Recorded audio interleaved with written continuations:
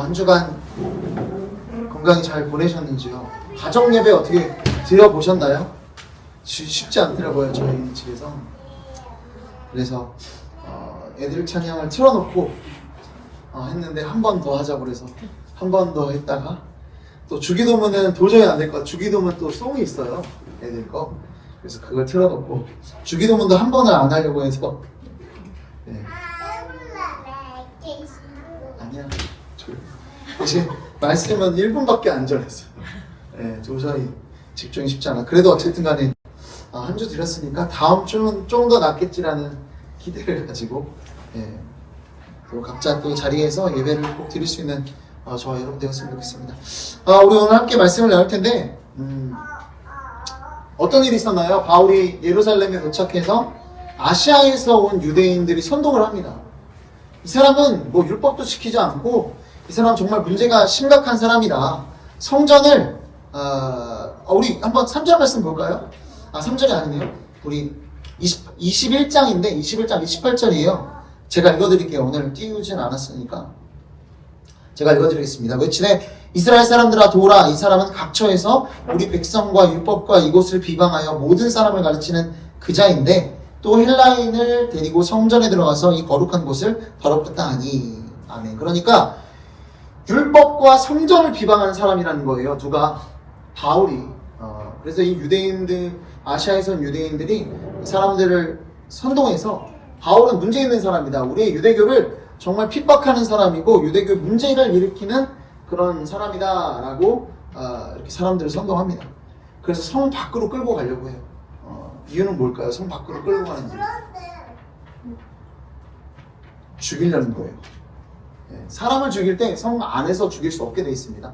진영 밖에서 죽이게 되어 있어요. 왜? 죽이면 부정함을 입기 때문에 성 밖으로 끌고 가는 거예요. 자, 그래서 끌고 가서 정말 이 바울을 죽이려고 하는 그런 상황이 되는데 소동이 너무 커서 이 일을 천부장이 듣게 돼요. 천부장은 로마 군인 1000명을 이끌고 있는 좀 높은 사람이겠죠. 천부장쯤 되면.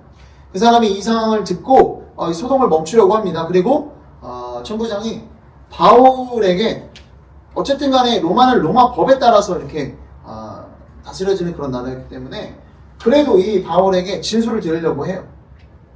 당신이 변론할 기회를 줍니다. 그래서 오늘 말씀은요, 바울이 자기를 변론하는 내용이에요. 나는 그런 사람이 아니다라는 걸. 근데 내용을 들어보면 결국 뭐예요? 변론이 아니라 복음을 전하고 있습니다. 변론할 기회만 생기면 바울이 했던 게 뭐예요? 복음을 전하려고 했습니다. 오늘 마찬가지예요. 그리고 그가 오늘 하는 이야기를 들어보면 1절에 부형들아라고 해요. 부형들아라고 하는 건 뭘까요? 되게 존칭해 주는 겁니다. 누구를? 그 지금 듣고 있는 사람들을. 왜? 어떻게든 듣게 하려고. 그리고 무슨 말로 얘기해요? 히브리 말로 말해요. 그래야 사람들이 들을 수 있으니까. 더 주의 있게 들을 수 있으니까. 그래서 이제 히브리 말로 말함을 듣고 이제 이들이 이 바울의 말을 듣기 시작합니다.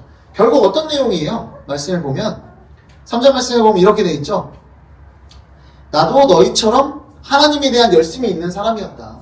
율법을 열심히 지키던 사람이었고 하나님에 대한 열심이 있는 사람이었다. 그러면서 자기가 얘기하는 게 뭐예요? 우리 4절 말씀 한번 같이 읽어보도록 하겠습니다. 4절입니다. 4절 시작. 내가 이 돌을 박해하여 사람을 죽이기까지 하고 남녀를 결박하여 옥에 넣으려노니. 네, 아멘. 이 바울이 어떤 사람이었어요? 예수님 믿는 사람들을 잡아 죽일 정도의 열심이 있던 사람입니다. 누구보다 열심을 가지고 교회를 박해했던 게 누구다? 바울이었다라는 거예요. 어느 정도였냐면 이스라엘 안에서, 이 예루살렘 안에서 박해하는 것도 모자라서 대제사장에게 얘기를 해요. 내가 지금 도망친 그리스도인들이 좀 교회 다니는 사람들이 있으니까 내가 저기 시리아 거기 가서 좀 잡아오겠습니다. 다메섹 가서 잡아올 테니까 공문 좀 써주세요 라고 얘기할 정도로. 그래서 그걸 가지고 외국에 있는 사람들까지 다 잡멸하려고 했던 사람이 누구였다? 이 바울이었다는 겁니다. 그만큼 열심으로 이 예수 믿는 사람들을 죽이려고 했던 사람이었다는 거예요. 자, 이걸 설명하는 이유는 뭐예요? 나도 너네들이랑 똑같다. 지금 이 사람들 어떻게 하려고 하는 거예요? 지금 바울 잡아 죽이려고 하고 있잖아요. 나도 너희랑 똑같은 사람이었다. 그런데 어떻게 뭘 얘기할까요? 여기서 나도 당신들이랑 똑같았지만 예수님 만나고 변했다는 걸 이야기하는 거 아니겠습니까? 결국 이제 바울이 우리 간증과 비슷한 것 같아요. 당신들과 똑같았지만 나 예수님 만나고 변했습니다 라는 걸 이야기하고 싶었던 것 같습니다. 여러분, 그런데 이런 이런 사울이 만난 예수님은 어떤 존재였나요? 우리 8절 말씀을 한번 같이 읽어보도록 하겠습니다. 8절입니다. 시작. 내가 대답하되 주님 누구시니까 하니 이르시되 나는 네가 박해하는 나사렛 예수라 하시더라. 아멘. 자, 박해하는 나사렛 예수가 오늘 이 바울이 만났던 예수님이었다는 거예요. 우리가 함께 이 말씀을 같이 살펴보려고 하는데, 여러분, 사실 이 바울을 박해했던 것처럼 예수님을 박해했어요. 교회들이, 그 당시 유대인들이. 뿐만 아니라 바울을 죽이려고 했던 것처럼 예수님을 결국은 죽였죠. 여러분, 그런데 사실 이 당시 유대인, 1세기의 유대인들은 정말 예수님을 기다렸던 사람들입니다. 메시아를 기다렸어요. 왜 그토록 기다렸을까요? 로마로부터 엄청난 박해를 받고 있었어요. 계속해서 오랜 세월 동안 바벨론, 페르시아, 수많은 헬라 제국, 이런 수많은 제국들로부터 지배를 받고 있었고, 그리고 고통을 당하고 있었어요. 우리도 가깝게는 일제시대 살던 분 안 계시죠, 여기는? 예, 일제시대에 얼마나 많은 박해를 받았겠어요, 우리나라 사람들이. 더 과거니까 더 심하게 이런 박해를 받지 않았을까 싶습니다. 여러분, 그런 이스라엘 사람들이었기 때문에 자신들에게 메시아가 와서 로마로부터 자신들을 구원해줄 그런 기대를 간절히 바라고 있었습니다. 간절히 바라고 있었어요. 자, 그런데 예수님께서 오셨어요. 자, 근데 예수님이 어떻게 오셨나요? 예수님은 그들의 바람대로 오셨나요? 아니더라는 거예요. 그들이 바랬던 건 뭐예요? 로마로부터 자신들을 구원해줄 메시아를 기대하고 있었어요. 로마를 몰아내고 자신들을 자유로운 나라에서 신앙생활을 할 수 있는 그런 강대한 국가로 만들어주길 기대했습니다. 자기들이 바라는 걸 들어줄 메시아를 기대했던 거예요. 자, 그런데 어떻게 됐어요? 그분은 그런 분이 아니시더라는 겁니다. 여러분, 오늘 말씀에 보면 나사렛 사람이라는 표현이 뭘까요? 나사렛 사람. 요한복음 1장 46절에 보면 제자 빌립이 자기 친구 나다나엘에게 예수님을 소개합니다. 그랬더니 뭐라고 답하는 줄 아세요? 나사렛에서 무슨 선한 것이 날 수 있겠느냐. 이게 뭐냐면 나사렛에서는 메시아가 날 수 없다라는 거예요. 그들의 표현에선. 왜? 구약의 나사렛에서 난다는 얘기가 없어요. 하나님 메시아에 대한 예언이. 어디에서 난다고 되어 있나요? 베들레헴이에요. 베들레헴. 그리스도는, 메시아는 베들레헴에서 태어난다는 예언이 있더라는 거예요. 그래서 이 헤롯 대왕이 있을 때 동방박사가 왔죠. 메시아가 난 것 같은데 어디 있습니까? 라는 거 어떻게 얘기해요? 서기관들이 다 얘기해줘가지고 베들레헴으로 가라고. 구약을 아는 사람들이랑 충분히 대답할 수 있는 내용이 메시아는 어디서 난다?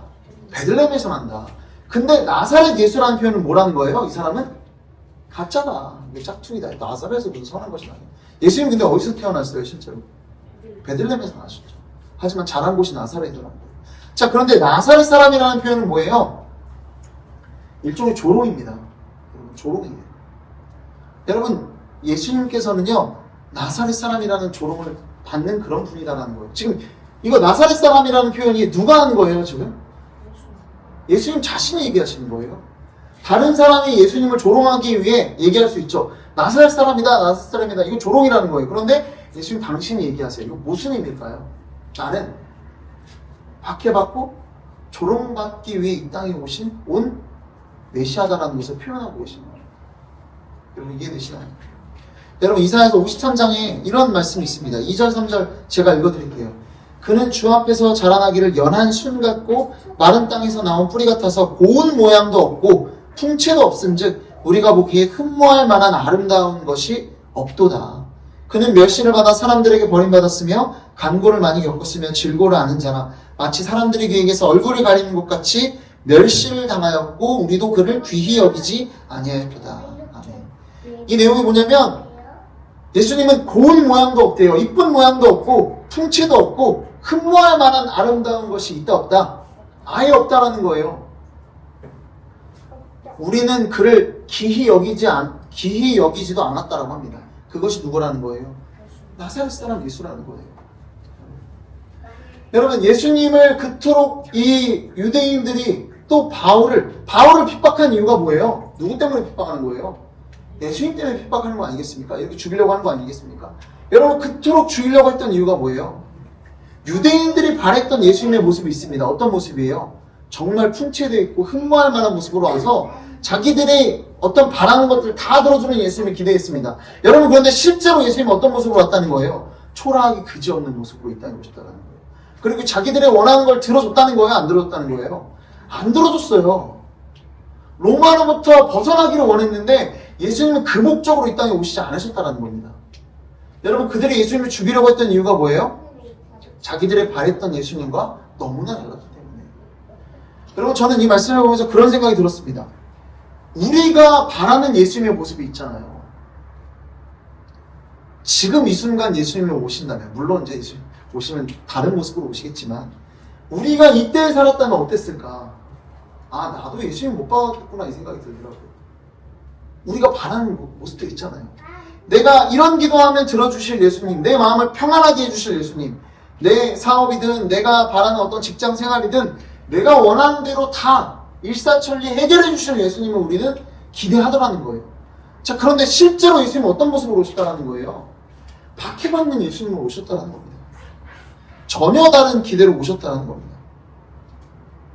정말 초라한 모습으로, 정말 그들이 그토록 기대하던 예수님과는 전혀 다른 모습으로 오셨다는 겁니다. 여러분 우리는 이 질문을 해야 될 줄로 믿습니다. 8절에 뭐라고 질문하나요? 주님 누구십니까? 누구십니까?